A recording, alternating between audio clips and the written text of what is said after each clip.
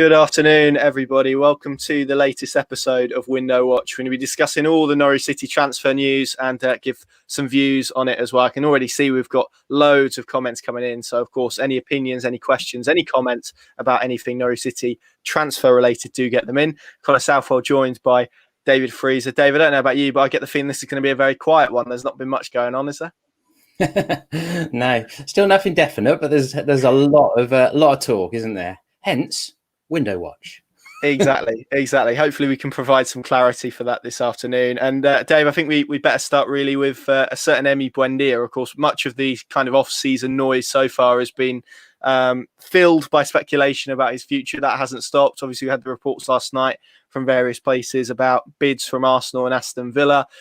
We obviously did a bit of digging ourselves and reported that, as we understand it, no bid has been lodged as of yet, although interest is obviously hotting up from those two parties. And I think Norwich have been aware of that for a while. So it's a difficult one because we have a lot of what I describe as kind of murky water, I suppose, between a bid being lodged and kind of the stuff in between that, because clubs speak all the time. They speak club to club. They speak agent to club.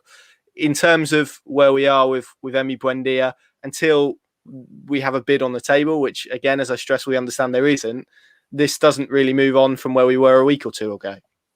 Not massively. Like you say, the progression is that the clubs are talking now. I mean, as you say, what is a bid and what is an offer, what is negotiation? Is a bid literally it needs to have been faxed over or a contract ready to be signed? It sort of comes down to semantics. But as we understand it, Arsenal and Villa have now made it clear they are trying to get things moving with Norwich, and clearly from Norwich's point of view, if they're going to sell Emiliano Buendía, as we, that comes as no surprise to Norwich fans. Stuart Webber was open about it, that there was that risk that they could sell one of the crown jewels, shall we put it, this summer, as we have been putting it for a long time now. But the report in the Sun drops last night saying that Norwich are expecting Buendía to go now, that offers in excess of 30 million have dropped from both of those teams. So it's an interesting one because obviously the way we've talked about Max and Emmy in particular, maybe those two are perhaps slightly different situations to Todd at this stage, is that if it's one of the real big boys, if it's Atletico Madrid or, we saw Inter Milan linked with Max Aarons and stuff this week, didn't we? If it's one of those, Norwich fans aren't going to begrudge it. Villa and Arsenal were Premier League mid-table teams. They're not even in Europe, are they? So it's interesting. Villa have got a lot of money. They've probably got more money than Arsenal as things stand, haven't they? Even though Arsenal have got a billionaire owner. But as things stand, there's nothing agreed. It's not like Emmy is going to Arsenal. And that's kind of the interesting thing from Norwich's point of view now, because we know that they want a deal in the region of 40 million. They might not get that all up front, it might be, say, 35 million plus add-ons or whatever it proves to be. But really, they want an auction situation, whether it's just between Arsenal and Villa, or whether that then brings in some of the other interested parties for a guy who hopefully will be an Argentina international, but wasn't overnight, was he? I mean, what's your sort of read on the Villa situation? Because I've seen quite a few Norwich fans a bit annoyed that Villa are in the running, but I think we shouldn't forget that when Villa dropped down to the Championship initially, it was a big deal. They're a big club. They've won the European Cup. They have got very, very rich owners who are very ambitious, and they have just had a pretty good season. Yeah, I think the thing that sort of is in the back of my mind is there's a lot of history between the two parties, isn't there? With Paul Lambert leaving Norwich to join Villa, and obviously we had the Wes Hoolahan saga as well, and this debate about whether or not Villa is a big step compared to Norwich, I think, has probably been made for probably the last decade or so. Really, it's certainly a sense, and I saw some quotes today from Dean Smith saying their owners are very keen to make them an established club or sort of top club in the Premier League, top six club. That's their aim, I suppose. Probably to kick on in the way that maybe we've seen West Ham do this season. And clearly there's opportunities to do that with the way Arsenal, it's funny we mentioned them, the state that they're in at the moment. Tottenham as well are about to appoint Antonio Conte, reportedly. So that's a very interesting dynamic as well. So I think, and again, me and Pad spoke about this last week, and obviously he's closer to the Midlands than we are, but I think people it gets lost maybe in the wider football world how big a club Aston Villa are and the resources they have. The stadium's very attractive. They play a good style of play under Dean Smith, who's pretty progressive by all accounts. So I think there's a lot of attractive areas there.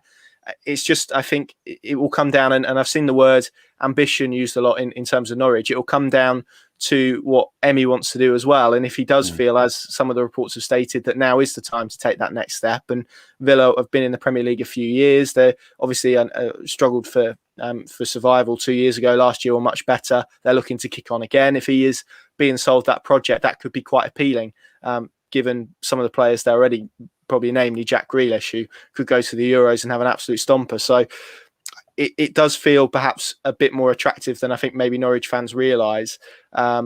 But yeah, lots of stuff need to fall into place. It certainly feels at the moment like these two clubs are the front runners, and from certainly sort of reports I've read today from last night saying that they're both going to probably sort of match each other's bids from here on in. So it might come down to his decision if we get to that stage of who he wants to join and maybe which project he believes in more. Might come down to game time as well. Is he going to get as much game time at Arsenal compared to Villa? And then of course with Arsenal, there's I guess the new element really is about Martin Ødegaard, isn't it? And Carlo Ancelotti's appointment at Real Madrid, and certainly suggests that he sort of favours him perhaps a lot more than Zinedine Zidane did, and that's why maybe Arsenal have stepped up their interest in Buendia. So a lot of elements to this. What have you kind of made of the reaction from the supporters overnight? Because for me, there's a lot of, and it is very emotive. We understand that when sort of one of the better players gets linked with a move away. I've seen lots of people saying, well, how come Norwich are going to sell arguably their best player when maybe Watford won't sell Ismaila Sarr or Brentford won't sell Ivan Toney? What's been your kind of take on both the reaction and also maybe in sort of response to what I've said there? Yeah, well, in particular with Brentford and Watford, they've both got money behind them, haven't they? So they can afford to potentially hold on to those players. The thing, I have been a bit surprised at the amount of sort of negativity around it. It always hurts to lose a good player, and Emi Buendia is an exceptional player who's had an exceptional season. But we don't know what he would do in the Premier League next season for a club probably battling relegation. Him personally, Villa and Arsenal might be a good move for him because they could potentially offer him a starting role. You know, if Ødegaard does go back to Real Madrid, Arsenal obviously don't have Ozil anymore. They've got Emile Smith-Rowe coming through. He is probably the sort of player that Mikel Arteta is going to like. He's been groomed by Pep Guardiola, isn't he? So that sort of high pressing is going to fit in nicely. And if Emi can produce anything like the form that he has this season in the Championship, and you know, arguably his creative numbers in Norwich's relegation season would then be taken advantage of more, and his confidence is at sky high. So I think most of us think that, you know, for those two, for now, as an example, if he were to go to Arsenal or Villa, we would have pretty high hopes that he would be a success there and that he would kick on. And you never know, he might be part of a sort of rejuvenating experience at Arsenal, because you'd have thought the only way is up for them, isn't it? It is a huge club, a wonderful stadium, huge support. Should be a good manager, but we'll see. It seems to have wobbled a little bit. But Norwich has always been a selling club. I saw Darren Huckabee tweet, didn't he? I think he said 99% of the clubs in the world are selling clubs. The only ones who aren't really are the mega big boys, aren't they? Your Manchester Cities, who are funded by an entire state. You know, they have got basically infinite pots of money. They don't have to sell unless they want to. Norwich are probably never going to be in that situation. So, yeah, I am a bit surprised at the amount of negativity, because this isn't a surprise. We've known this is coming, but it's an emotional thing, I think. It just hurts to see a great player walk out of the door. And as we all sit here now, you know, if they were just totally theoretically to sell Emmy and Max for good money this summer, but bringing 6 good players to really strengthen the squad, and that then allows them to survive in the Premier League and then build from there, then Stuart Webber's going to come up smelling of roses, isn't he? But whatever he does this summer, everybody knows the odds are stacked against Norwich in terms of survival. So nobody knows what the outcome will be. Nobody knows if they kept Buendia and Max, that would mean they'd survive. But we'll just have to see how things unfold, because as we've always said from the whole start of, well, throughout the last few years, is that they are stable financially at this point, and that they don't have to sell. They will only sell if it's a deal that they feel is a significant step up for the player, and that they get the financial package that they think makes it worthwhile. And this is the model, isn't it? Because as Stuart Webber has spoken about before, if they sign a player on the promise of, okay, we're going to develop. I've seen someone today describe it as the homes under the hammer model, which I quite like, buying something fairly cheap and doing it up and then selling it for a high price. I kind of like that analogy. But if that is kind of, exactly, if that's what they are selling a player, and then there is a bid from, say, Arsenal, who, irrespective of where they are at this moment in time, that does elevate you onto a different level in terms of exposure, in terms of facilities as well, as you quite rightly mentioned. Then Norwich, again, if they say, actually, no, we're going to turn down that offer from that big club for you, then in many ways their whole model falls apart, because suddenly you've got Todd Cantwell, you've got Max Aaron saying, well, hang on, you said one thing and you've then not acted on it. It's the same reason Ben Godfrey went last summer. And if we're in a situation in football at the moment where Tottenham don't know if they can keep hold of Harry Kane, Everton haven't been able to keep hold of Carlo Ancelotti, again, there's question marks about Wilfried Zaha at Crystal Palace. It's no given that a club keeps hold of a player. It's just inevitable, really. It's the circle of life, isn't it? To some extent, in terms of football.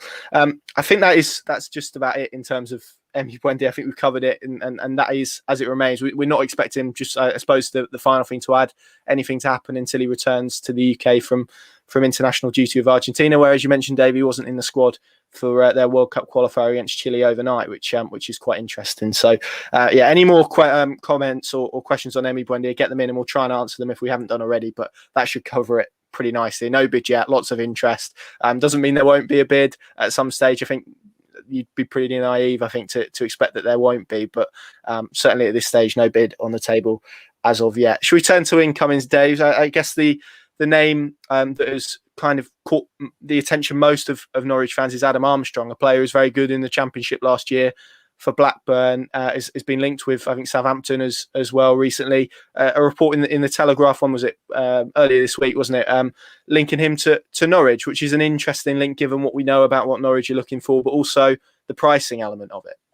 Yeah, I think it was Wednesday it dropped, wasn't it? I mean, Norwich being interested in Adam Armstrong is no shock to anyone, is it? He immediately, you just look at the Championship goal scorers list: Ivan Toney, Adam Armstrong, Teemu Pukki. So he scored more goals than Pukki, 28 this season. We know that he has become a very established Championship forward in probably a fairly average Blackburn team, but he got them up from League One. Now, initially, I think his name probably came up in one of our Q&As a couple of months ago. And at that stage, I dismissed it, but I didn't realize he only had a year left on his contract.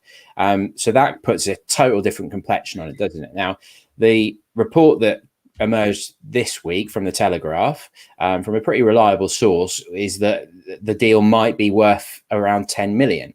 Now, even if Norwich struggle to hit that sort of figure, if you can get Adam Armstrong for an initial 10 million, which presumably would come with add-ons and a sell-on fee, etc., that would be great business, because you're essentially looking at someone that could be Teemu Pukki's successor there. He's 24. You're never going to get him at that price, and unless he sees out the final year of his deal and is available for a free next summer. But it quickly moved on, didn't it? The local papers up in Lancashire said, no, hang on, Blackburn want more like 20 million. The Express had done a report a few days before saying that Southampton were trying to get for about 15 million. West Ham linked, Newcastle, his former club, linked as well, and they've got a 40% sell-on fee, which it seems quite strange. I've never heard of one quite that big, or rarely heard of one that big, but that's why they sold into Blackburn for only 1.7 million. So it's a really interesting one. But as I say, Norwich being interested in Armstrong is going to come as no surprise. Armstrong actually being a viable option for Norwich does come as a bit of a surprise. And it sounds to me like maybe your likes of West Ham and Newcastle aren't quite convinced to part with a 15-20 million. And then Norwich have just started to have a bit of a sniff around. And as far as we know, he is a player that they like. But that is no surprise. They know the Championship very well. And if they can get him for the sort of money that makes that a viable deal, it makes a lot of sense. He's young. He's hopefully got more potential in the tank. He's got experience of playing wide as well, which fits a little bit into what we'd heard, wasn't it? Is that they wanted a sort of wide player who could play as a forward. He's somebody who's still got plenty to prove. So if this is something that does become viable, and I still think it would probably only be after a big sale, after banking whatever 30 million plus for one of the crown jewels, then I think it would be a transfer that pretty much across the board all Norwich fans would very much approve of. Absolutely. I see this as an interesting one for lots of reasons. We've heard, and you speak to anyone in terms of about the transfer market at the moment, and the word they'll use is pretty dead, pretty quiet, very slow. And it seems like that's going to drag into the Euros, particularly for at least the start of the Euros, I think, before we see anything really get going. But look at that. Wall chart is up. It's a great wall chart. I need to get mine, to be honest. I might stick it back here just to give me something, but then I've got to get in that wardrobe, so I'm not sure how that will work. I might have to get a small one. But I see this Armstrong deal very, very interesting. I think that, as you said, there's probably a few moving parts. Norwich, as we know, like opportunities in the market, players that maybe haven't been sniffed out elsewhere. Nulis is the perfect example, isn't it, of them just playing a waiting game and timing their run to perfection. If we get towards maybe the back end of the window and Blackburn haven't had the offer that they would like, or a team hasn't sort of coughed up the money that they want, maybe that price does begin to drop. Maybe Armstrong does begin to get itchy feet a little bit, and maybe that's where Norwich can pounce and a deal does become a bit more viable. Of course, then what does that mean for Jordan Hugill, a player who's obviously at the moment second or third choice, depending on how you rank the respective strikers? Clearly, Adam Idah, someone young, someone they feel can surprise the Premier League. In terms of Jordan Hugill, how do you think a deal for Adam Armstrong potentially would affect him and maybe his future at the club? Yeah, the way that Blackburn play wouldn't be, if it ever came to the point where Norwich had a good shot at getting Armstrong, I wouldn't be too surprised if Hugill was involved in some kind of a swap deal, even if it was just to be for a year on loan or something like that. Maybe Tom Tribal could be in that sort of contention as well, but it didn't seem to go brilliantly for him there. He seemed to do okay, but their season kind of fell apart in the second half. But yeah, it's difficult because Hugill was a big part of the dressing room and he played his part in last season. Okay, he's very much the plan B option, isn't he? He isn't the same player as Pukki, and Armstrong is a much closer type of player to Pukki, so he's kind of like a direct replacement. And also what we probably can't forget, this we could get movement on this later, couldn't we? Finland play Estonia at 5, and the Finland manager has said that Pukki might be back for that, and his rehab's going really well, and that's their final friendly before the Euros, isn't it? So he might come back. But that whole ankle situation and Pukki being at the Euros and stuff means that his pre-season may be a little bit shorter than others. He may not come into the season in full flow. So having another real good option is probably going to be a good thing, because we saw, Adam Idah's had a real up and down season. He's one that they still have a lot of hopes for, and he's only 20. And I think we've seen that Idah could be a really good player, but he's not there yet, is he? So the one thing I would be tempted, it probably will come down to finances a little bit, and you've got to judge on the attitude of the players and stuff. But unless Hugill really wanted to go, I would be tempted to maybe keep them all in the building until January, because they've got a big job on their hands to stay in the Premier League and then reassess it in January. If Hugill or Idah haven't been involved at all, because as we all saw this season, one injury, Pukki gets that ankle injury, comes back at the start of the season, you're going to need them both, aren't you? But if you get to January and things are going all right and one of them's barely played, then maybe look at it. But I don't know, until somebody actually comes in, it's difficult to say. And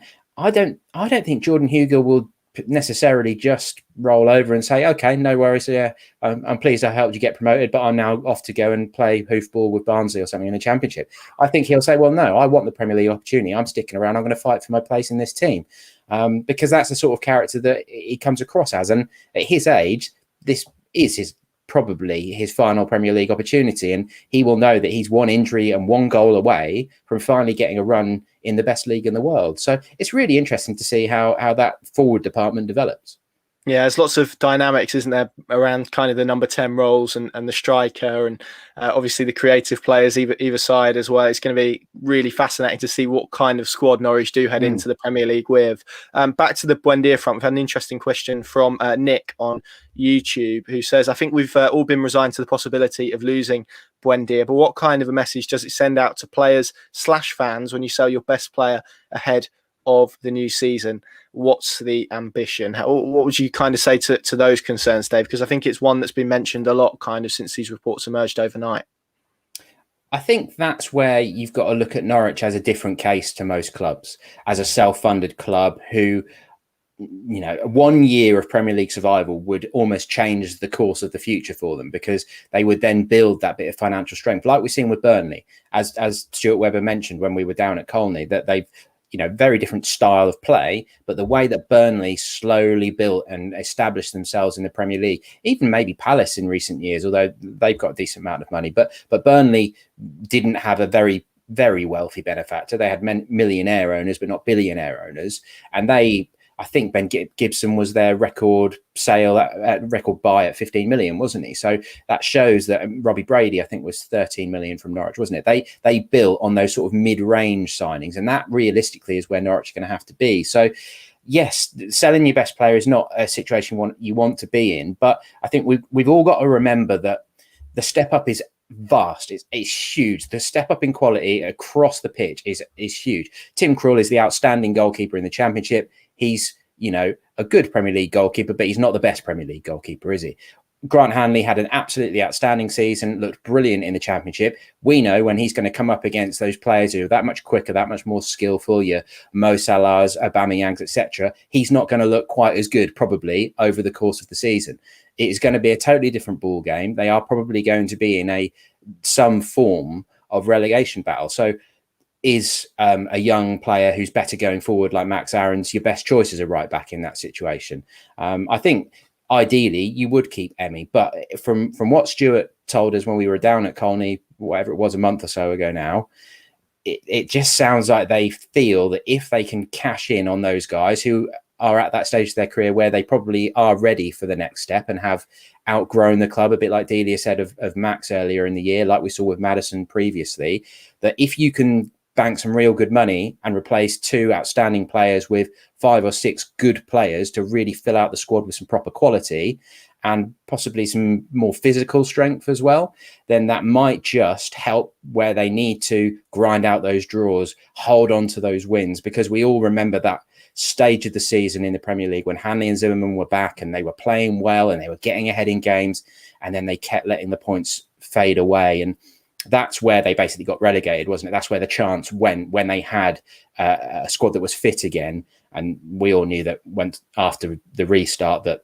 chances were pretty slim, and then that turned into a complete disaster. But let's just forget that happened, shall we? So, as I said a bit earlier, Stuart Webber, whatever he does, he could end up looking silly, couldn't he? If he kept Emmy and Max and things went wrong and they go back down, everyone will say, oh, you should have sold them and got 5 or 6 players in, and vice versa. So I think we just got to trust in Stuart, really. He's got a good track record. He's spoken openly about how he is not happy at all with how the recruitment went after promotion last time, and that he felt that they got things wrong. But it felt like him and Daniel really learned a lot from that, and we'll just have to see what the results of that are this summer. There's another argument, isn't there, which I haven't seen made much, to be honest, that maybe where Norwich City are at the moment, and where specifically, if we want to talk about Emmy Buendia and Max Aarons, where they are as well, because after a title-winning season in the Championship, Buendia has won so many awards, he's going to need a bigger mantelpiece, to be frank. There is an argument to say maybe where he is now, Norwich can maximise his value, as opposed to, let's say they just drop out of the Championship. Maybe he's a bit easier to pick off, maybe in the situation they were 12 months ago.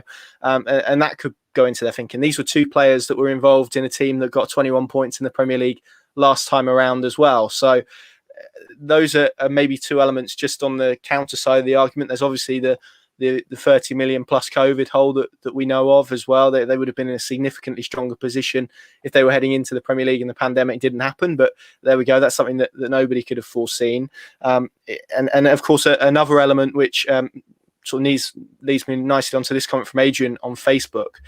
He said, how much will the Getafe sell-on clause affect the bids and therefore price to be paid for Emmy Buendia? This is another element as well, isn't it, Dave, which is a clause on the profit that Norwich City get. And of course, Getafe have already received more money because of Norwich City's last promotion to the Premier League. So probably more of a £5 million player than a £1.5 million pound player now. But any fee that Norwich City do get for Emi Buendia, some of that money will go to Getafe, and that will naturally drive the price up as well.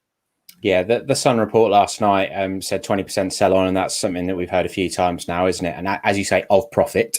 So yeah, and again, I think you're right. You look at him now as it was in the end a deal that was about £5 million, although it was about £1.5 million up front. There were promotion bonuses and things like that. So yeah, I mean, last summer after Norwich came down, what were we talking? You know, if Emi was to go, it would have been 30 million tops, wouldn't it? So he's now at the most he's ever going to be worth, and next summer he'll have 2 years left on his contract, and his value will start to come in. And if it was on the back of a relegation, as you say, so yeah, there is definitely that element. But we have to remember that he's been with Norwich for 3 years. This is a guy who was with Real Madrid as a kid, who is in the Argentina squad.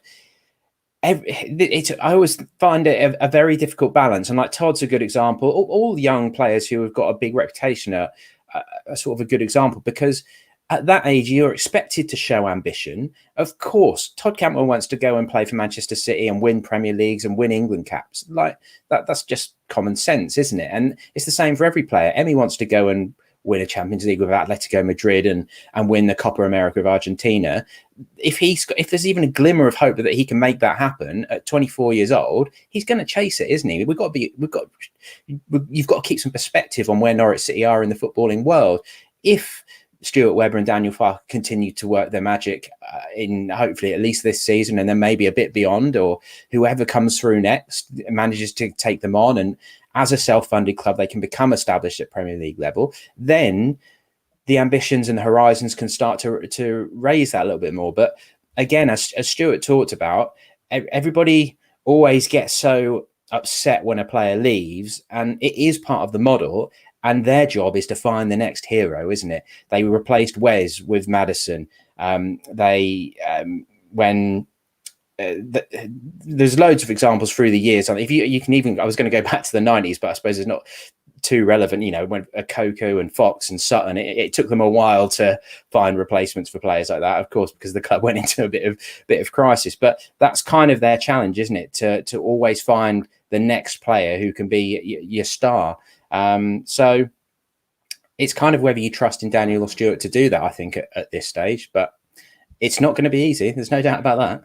Yeah, I remember a similar debate when James Maddison left, and of course Josh Murphy left that summer as well, didn't he? There was I don't know if Nelson Oliveira left or had been kind of put aside at that point, but there was a lot of goals that left that team, wasn't there? I think the majority of the goals left that team. Suddenly Emi Buendia arrives, Timu Puki arrives, and Norwich win the championship. So Norwich have probably shown over the course of Stuart Webber and Daniel Farke's time at the club that maybe they do deserve at this stage the benefit of the doubt to try and get it right. Of course, nothing is confirmed yet. I mean, Buendia could still be a Norwich player at the start of the Premier League campaign, although you'd probably say those odds are fairly long at the moment. Right, that's Emi Buendia covered. I think I think that's it now in terms of him. So let's turn to Christoph Ayer. He's a name that has been doing the rounds, I think, since April. He was first linked with Norwich. We're now here in June. Celtic centre-back, Norwegian international. And there's been sort of some reports last night which perhaps didn't really move the story on in terms of this kind of preparing a bid stage, which again falls into that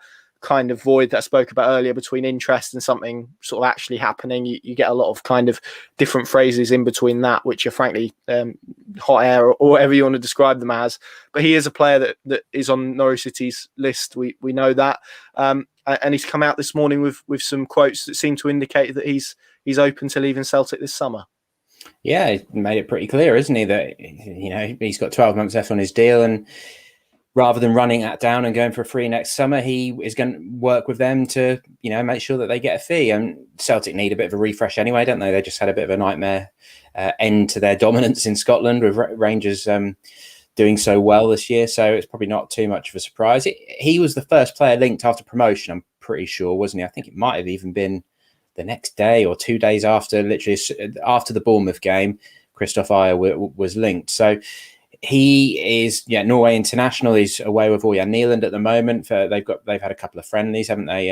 Nyland was just an unused sub for their game the other night, and having a look at him, he looks like quite an unusual sort of player, really. He's very tall, but good technically. And I saw in your report that you sort of mentioned how he likes to bring the ball out of defence, a bit like Ben Gibson. I assume that Daniel wouldn't play with a Gibson and an Ayer sort of player who are both going to try and do that. But I don't know, because obviously Hanley then ends up doing a lot of the defensive work in that partnership, doesn't he?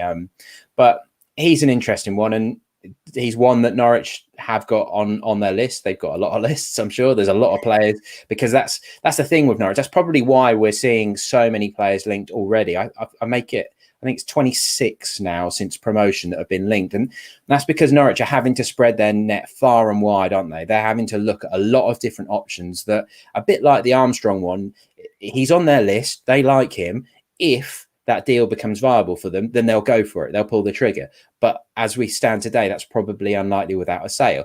Ayer is probably a similar one to that. That the lad that we saw mentioned yesterday from AC Milan, let me remind me of his name, Radi Krunic. He's someone who's on the fringes at AC Milan. He's a Bosnia international. He's someone that they would be able to get a work permit for, that the finances might work for. Whether it's his agent that's come out and said Norwich are interested in him.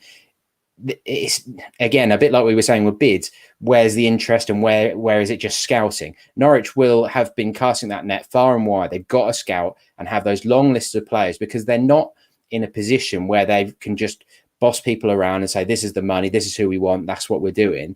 They need to look for opportunities. They need to be creative, as Daniel and Stuart Webber have both spoken about. They need to react when those situations emerge. So, that nothing may come of Krunic. I'm just using him as an example. AC Milan have just qualified for the Champions League for the first time since 2014. If they now decide that they need to bring in a couple of more midfielders, they need to upgrade their midfield because they're now batting at a different level, and that pushes him further to the fringes, then that could be the sort of player that maybe Webber can go and get on a season-long loan with a view to a permanent, something like that. Again, I'm just saying as an example. So that they will have lists in all the different countries of possible opportunities, and that's probably showing why we've seen so many players linked already. Yeah, you make a key point there about this word interest, and it can really be quite far-reaching, can it? It can be a member of Norwich's recruitment team reaching out to an agent and saying, look, if let's say Norwich are going to make a bid, what would that look like? What would your player be asking for? Would he be interested? And that's something that you could maybe define as interest. Equally, you could define a bid to be interest. So it's such a really open space for a lot of interpretation, I think, a lot of the time. Yeah. And that's, like you say, that's why we see a lot of bids. In terms of some of it will be Jackanory, won't it? Some of it will be complete Jackanory and will be agents using Norwich. But an AC Milan player's agent isn't going to use Norwich to build his profile, is he? That just doesn't make sense. He's a Bosnia international. He also said that there were English and German clubs interested. But as you say, if a Norwich scout is at that game and just asks that preliminary little question, but then it ends up getting blown out of proportion, and then all of a sudden it appears in an interview in Italy that Norwich are leading the race for him. So, the transfer market's a bit mad at times, and that's why we sort of, with like these videos, you've got to take everything with a bit of pinch of salt until anything becomes that bit more concrete, I think. Yeah, our colleague uses a circus analogy. I think that's probably the best way to sum up the transfer markets in general, isn't it? Just in terms of Ayer and going back to him, it looks like from kind of everything that we've seen so far that shortlist contains three names predominantly, which is obviously Ayer at Celtic. We've got Adebayo at Fulham. I've been working on that since last week, and Sebastian Bornau as well at Cologne. And Harry has asked a question on YouTube asking if he's now not an option, seeing as Cologne have now stayed in the Bundesliga. They, of course, they were 1-0 down to Holstein Kiel in a relegation playoff and then won the away leg 5-1. So pretty emphatically in there. I've since seen him linked with Wolfsburg as well, which I believe they're in Europe, although I'd have to double check. So that is a fairly attractive option, you'd have to say. And maybe just because of what Norwich City are, and you mentioned their place there as well, and maybe now Cologne being in the Bundesliga, that might just drive that price up. There was reportedly a clause that if they would have gone down into the Bundesliga too, that maybe that deal would have been a bit more accessible for Norwich, should we say, from a financial perspective. So not to completely write him off, but just to say maybe now that there are different options in terms of Sebastian Bornau and his situation. Yeah, that's what I was going to say in Bornau in terms of Wolfsburg. I mean, if they come in, then Norwich probably aren't going to be able to compete with that, are they? Adebayo is a player that I remember from 2018. Would that have been? No, 2016 even, when I went up to Manchester City for the FA Youth Cup quarter-final when Jamal Lewis, Ben Godfrey, Aston Oxborough, Glenn Middleton were in that team, if I'm remembering that correctly. Cantwell missed it because of injury. They lost 2-0, and he was playing for Man City that day. And I always remember because he was absolutely huge compared to all the rest of the players on the pitch. He was about 6'4" already at that age, and he just absolutely dominated the Norwich attackers during that game. Jamal Lewis was the man of the match, if I remember that correctly.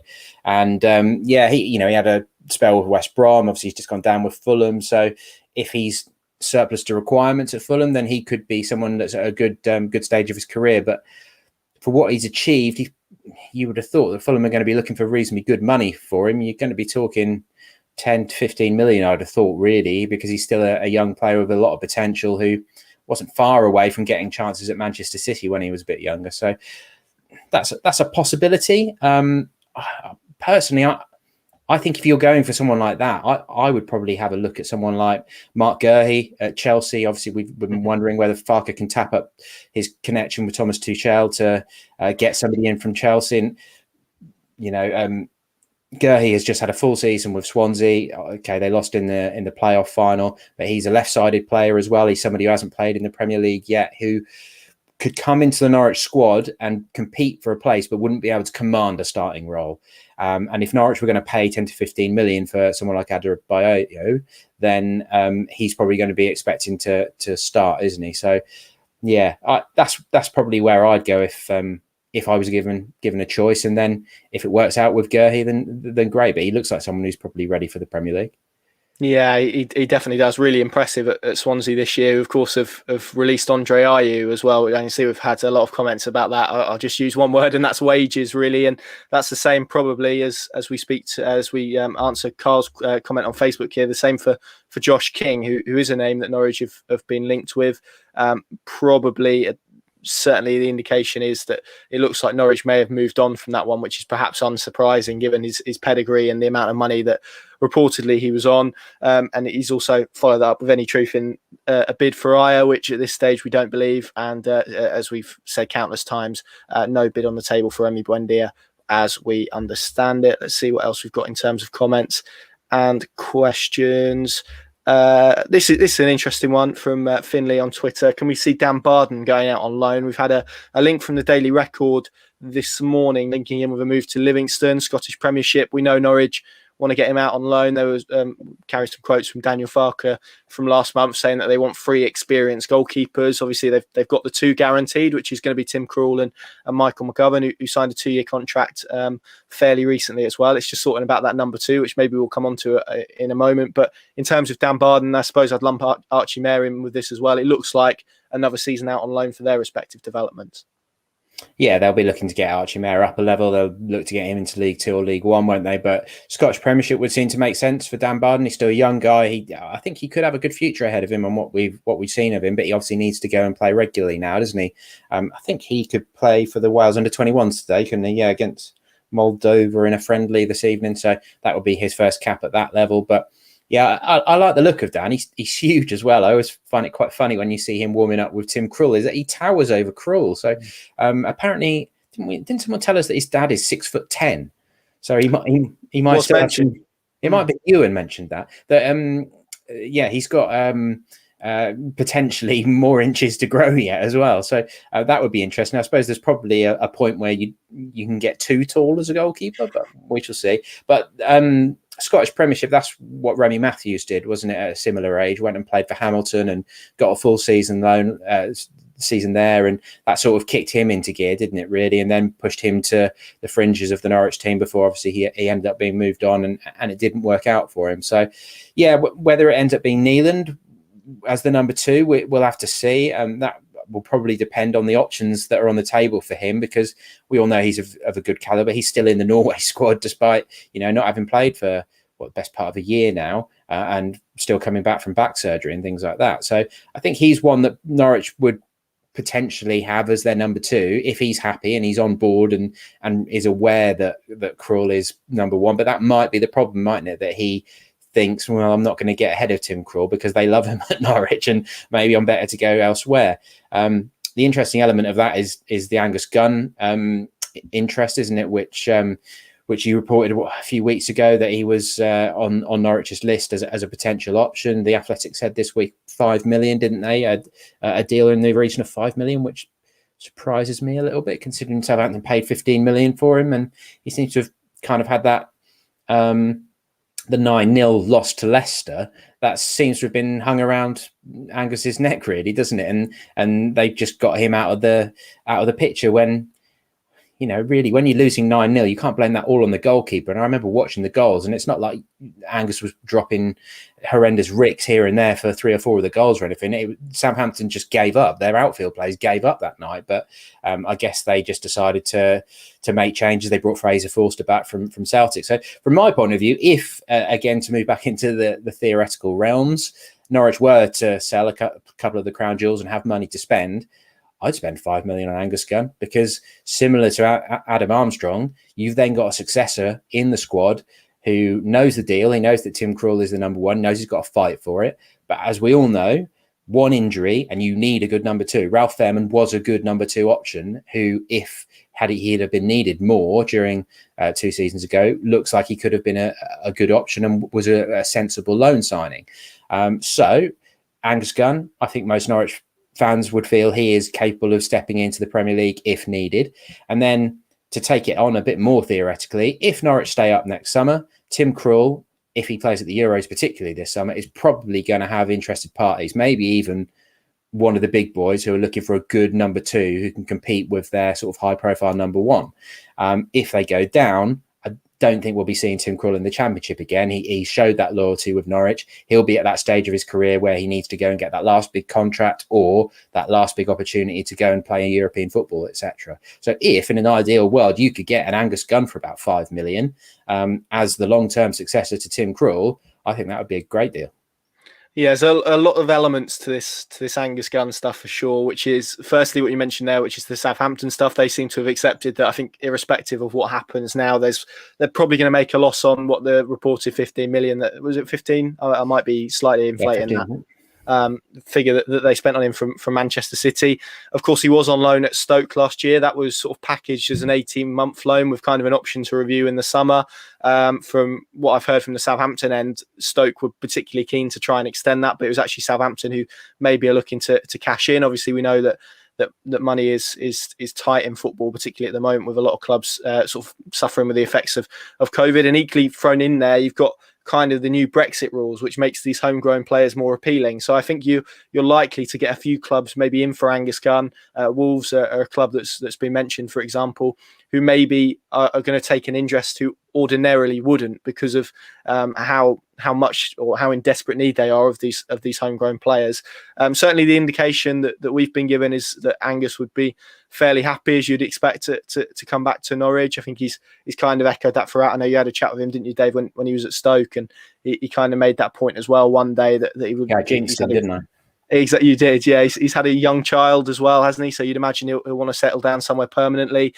Also understand he's fairly content at this moment in time with being a number two, with as long as there's a plan for him to become a number one at some stage. And as you mentioned, Krul is now 33, isn't he? So there is going to be a natural point where maybe either, as you mentioned, Krul then kicks on and goes elsewhere, or there's maybe a natural overlap. So again, I think that's a really interesting one. Certainly wouldn't discount it at this stage, but Leeds and Brentford I think have also been mentioned as interesting. Angus, I think there's a lot of clubs that will maybe be looking at that one, but you would say Norwich maybe have the emotional edge, don't they? Which you never know may become particularly handy.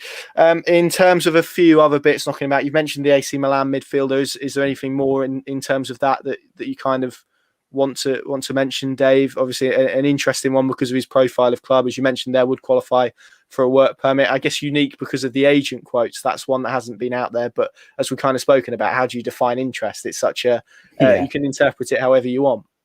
Yeah, I think he sounds like someone on paper that could be a good option for Norwich. Whether he'd be interested in coming here in the situation that they're in as a promoted club, who knows? We have to see how things unfold at Milan. But we've seen quite a few names added to the list this week, haven't we? The one that we didn't do anything on is Zeki Selik at Lille. The Evening Standard mentioned that Norwich had watched him at some point previously, but he's just won the French Ligue 1 title with Lille. So the gist of that story was that I think it was Man United and Tottenham, the big Premier League clubs were looking at him now. So we didn't worry about that as a rumour because it's just not realistic, is it? He was probably someone that they scouted at some point, but they're not going to be able to get him anymore. So we've left that one alone.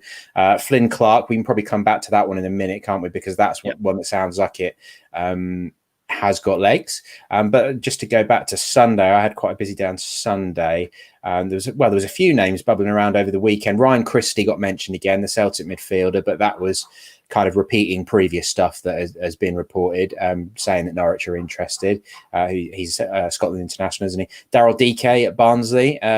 That's no great surprise, but Barnsley have said that they're not taking up that permanent option, but he seems like one that would probably be too expensive for Norwich. Apparently it's about 18 million, isn't it? And he's more of a Hugill than a Pookie, isn't he? He's direct, big, strong player. So I don't see anything in that one. And that was from Team Talk as well, who I don't tend to give too much credence to. And similar one, a name from Roma, Ebrima Darbo, young midfielder on the fringes.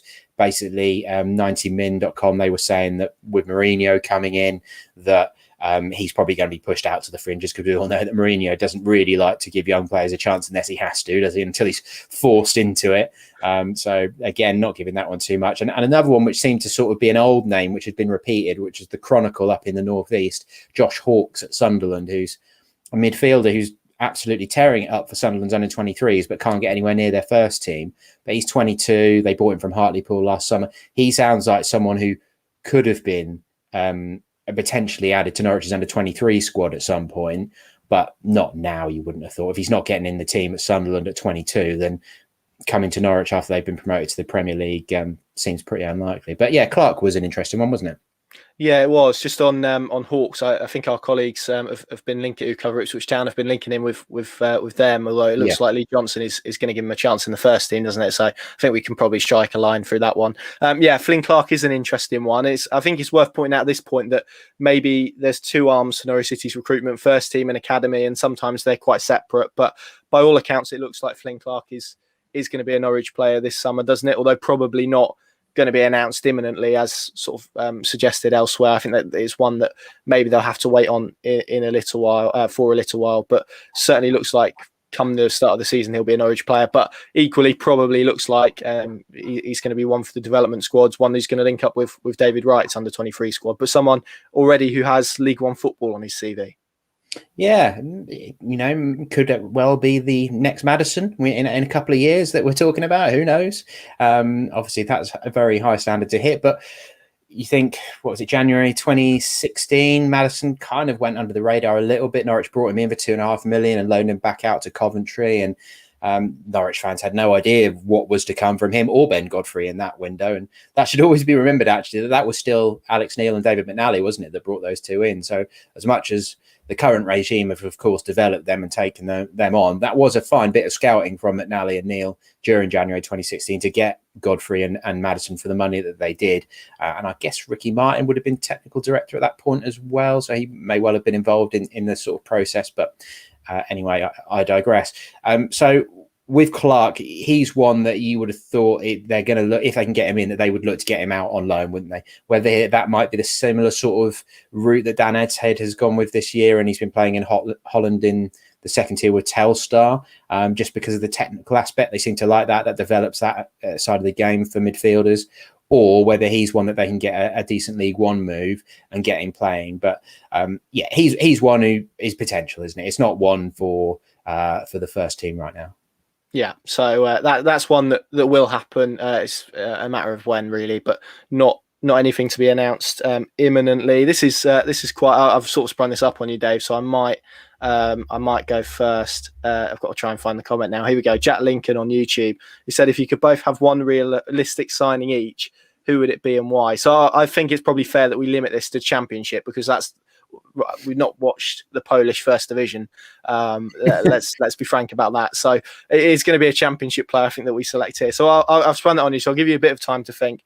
I've kind of been thinking about this recently, actually. I've gone with and it would be a loanee, which is Kiernan Drewsby Hall, who's been at Luton and has got a lot of praise for being quite physical, in maybe similar to Kenny McLean. I think fairly young player that Leicester like. Good season in the Championship, good numbers from what I've seen, good reviews from what I've seen. Again, question mark, I guess, like we were speaking about with Gehi earlier, about whether he could step up to the Premier League and be a credible option, but just someone maybe who could offer a bit of quality in those midfield slots, particularly maybe if Norwich don't get Oliver Skipp back. And of course, we await what if it is Antonio Conte, then I think you probably suggest that's favourable for Norwich in terms of development, because he's a manager rather that likes to operate with a lot of money and likes to be given those assurances as well. And if he isn't, then doesn't tend to stick around too long. He wants to win trophies, so that may well suit Norwich in terms of where Tottenham are at the moment. But I digress. So that would be my pick, Dave. I think at the moment in terms of realism, who would you go for? I guess you kind of spoke about it earlier, didn't you, with Gehi? But are there any others that you kind of add to that list?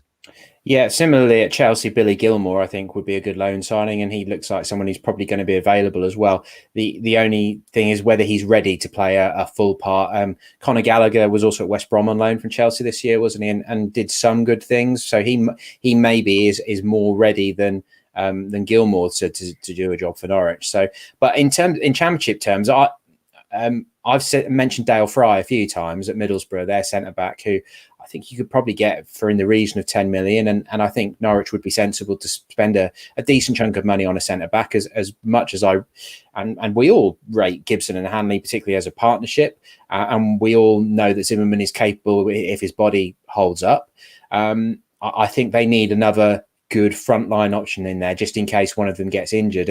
And probably not just Fry. I would take Dale Fry or Paddy McNair, the two centre-backs that Middlesbrough play, because McNair's an interesting one in that he used to be a midfielder, used to be at Manchester United, Northern Ireland International, takes set pieces, he's their captain. I think you could get either of them for in the region of 10 million. They would be excellent additions to the squad. They're both solid defensively, playing under Warnock. They know how to defend, certainly. And I think they would both fit in well with Gibson and Hanley. They would be those sort of tough characters. They would be determined and hardworking. And if I had 10 million to go and spend on a centre back from the Championship, I would quite happily have either one of them if it was doable.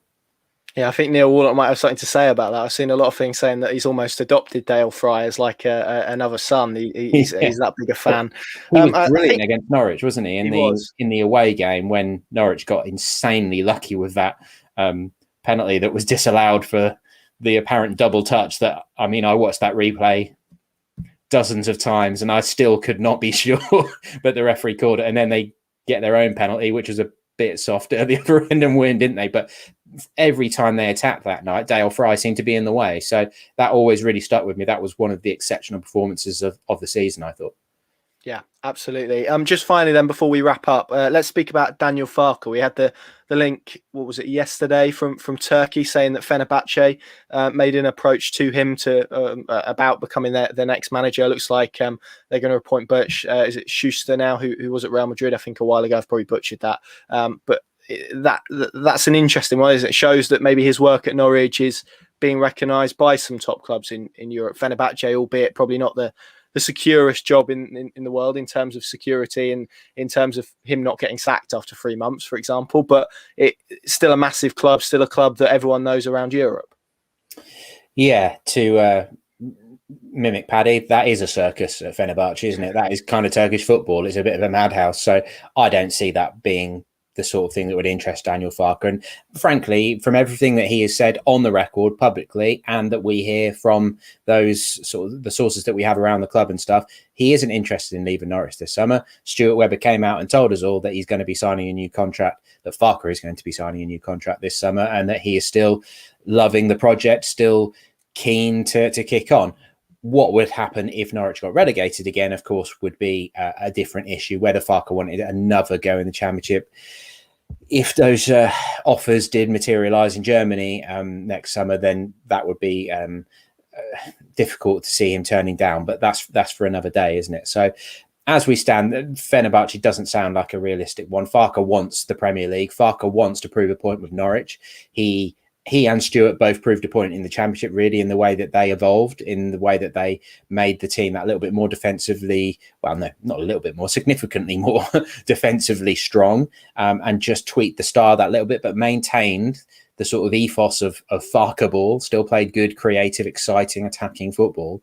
So I think he's got the bit between his teeth. I think he'll be fired up to get things going. I think, like all the players and everyone in football who isn't involved in the Euros or the Copa America this summer, he'll be very pleased to have a bit of time to have a rest, because, I mean, we were speaking to Daniel 6 times a week, most weeks of the season, weren't we? So I was definitely speaking to Daniel Farker more often than I was family members for most of the last sort of 18 months of the pandemic. So, yeah, he'll be happy to have a little bit of time. And he missed the LMA awards, didn't he? He won the LMA Championship award because he had to have emergency dental surgery, apparently. So hopefully he's got all that sorted, and he can come back refreshed and really ready for the challenge, because it is going to be tough. Tactically, I think we feel like he's probably grown to the point where he is a Premier League head coach now, but there's a lot more to it, isn't there? When you're scrapping against survival, keeping that squad happy is a challenge. He spoke before about how he likes to have quite a tight unit, and we've spoken a bit before, haven't we, about how it's only 3 subs in the Premier League, so you're not going to be able to have as many players involved to be able to keep as many players happy. So he's got a lot on his plate. This chat that we're having right now being the starting point, that they've got a seriously important recruitment window to get right, to set themselves up for having a chance. But no, I think from all that we've heard, Daniel Farker is very much just focused on Norwich. And all right, if Borussia Dortmund turn around and offer him the job, it might be different. The same as Emiliano Buendía, Atletico Madrid offer Norwich 40 million. It's a different ball game, isn't it? But realistically, that's not going to happen at this stage. Exactly that. Too much coffee and cake on the teeth front, I reckon. That's probably that's probably why the dental surgery's been needed. Partying too hard, obviously. Dave, thank you very much. I think that wraps it up nicely in terms of actually talking of the pandemic. I got something in the post this morning. This is from a artist called Rebecca Pimer, who you might recognise this. This isn't going to work very well for people listening on the audio, so I'll describe it. But this was the front cover of the programme for the Manchester United FA Cup quarter-final last summer. So it's Carrow Road in sort of abstract colours. You can see some houses in the background with fans watching from their homes, basically. That's signifying. And then the rainbow going over Carrow Road, which represents the key workers, of course, wasn't it, during the pandemic. So that's something that I've got in the last few days, just to bring a bit of colour to the home office, as we spend so much time in our spare rooms and stuff now. But I just thought that was quite a nice sort of poignant little reminder of a strange time, which hopefully is coming to an end. Fingers crossed, and touching every bit of wood that I have in here, I think hopefully it is coming to an end. Dave, thank you very much. Thank you all very much for watching. Of course, this time next week we'll be getting excited for the Euros, won't we? It's next Friday. Next Friday it all kicks off. So it's a competition I'm really looking forward to. Hang on. Go on. Yeah, Turkey. There we go. 8 o'clock. There you go. That's the benefit of having a wall chart. I'm off to get one. Thank you all very much for watching. Keep it locked to pinkin.com. Any updates on Emiliano Buendia's future or any transfer speculation, we'll, of course, bring you there as soon as we have it. Thanks very much for watching. Stay safe. See you soon.